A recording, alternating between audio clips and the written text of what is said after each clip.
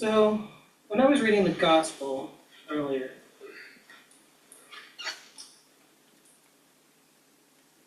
well, the things I was thinking about initially were how much it reflects things like, Sophia's journey in This is Sophia, where she falls and then ascends into the aeons. And how it also reflects the hymn of the pearl, or the hymn of the robe of glory, same thing, just two different names. And how he descends to Egypt to find the pearl, forgets who he is. He sent a message to remember who he is. He remembers who he is, he gets the pearl, and he goes back to his parents to get his robe. And then I realized that every time I've read this, over I don't know how many years, I always see this, I've always read it in an external thing. Sometimes invested with royalty, she sees light. Sometimes fallen into evil, she weeps. Sometimes she weeps, and sometimes she is judged. Sometimes she is judged, and sometimes she dies. It goes on. But I also realized that, like with most things, it's also an internal thing. And especially with it starting out with the soul is in a watery form. Water is associated with emotions, which tend to be, we express them externally sometimes, but they're largely an internal reality. And I realized that looking at it that way ties in the lesson fairly well, because the gospel talks about the soul going through physical reality and, receiving praise and judgment from, himself or the body, or however you want to look at that, as well as external things going on, because we all know both happens at the same time. And the thing about wisdom is that it exists literally everywhere, especially when you don't expect it, in my experience at least.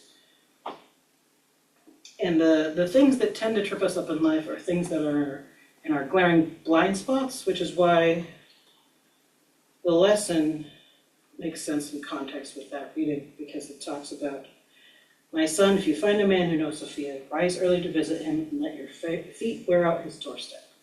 Because the thing is that when you find somebody who you realize has wisdom, usually, not always, but usually it's, you see something in them that you aspire to, or that they have that you don't, or there's something there.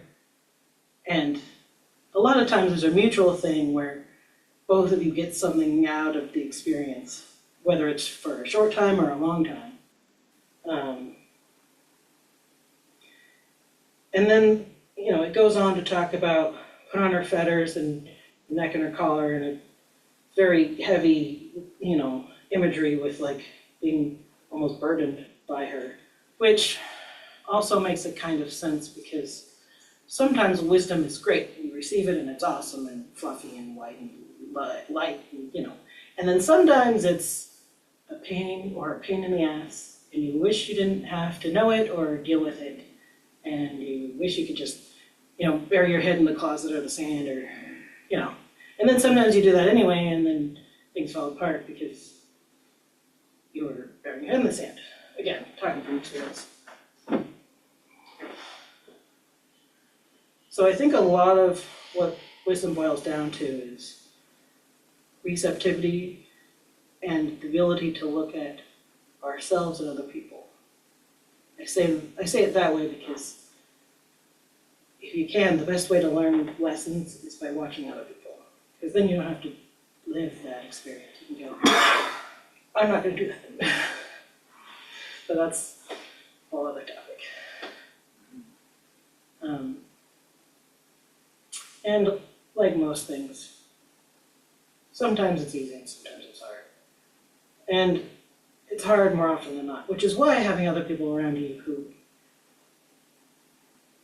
don't have the same blind spots as you is a good thing, because if you have the right people around you, they can subtly or not so subtly call you out on your shit, because we all have shit. We live in the physical reality, and we all have stuff we don't see about ourselves or our lives or whatever. I mean, you know, I think we've all known that person who, you know, we're in some relationship or, you know, and you could see it was bad from a mile away, and you try to tell them, they're like, no, it's great, and then eventually they figure out themselves. And like, they could have saved themselves a bunch of trouble by listening to you the first time, but, you know, maybe they needed to learn a whole bunch of other stuff along the way as well, because sometimes you learn more things getting to the destination than getting there right away. Like I said, it's complicated. It's kind of like how in an anime, the journey is more important than the destination, which sometimes annoys the crap out of me. That's a different topic about how I hate anime endings, but or at least watch them. But so yeah, the other thing I'm saying is that, you know, if it took you this much time to realize something, and you realize somebody else took this much time to realize the same thing, one, don't go comparing yourself, because you don't know where your blind spots versus their blind spots are. Two, the chances of you comparing your insides to their outsides is extremely high and is not a fair comparison. Usually these things is a third point, but I don't have one. So,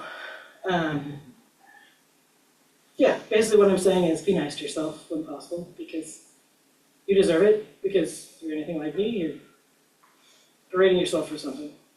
Even, you know, whether you deserve it or think you do or don't or not, leave that up to God.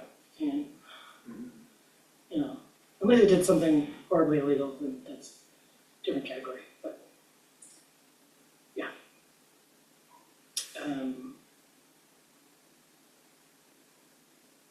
Yeah. So with that, go in peace. May the lady walk with thee.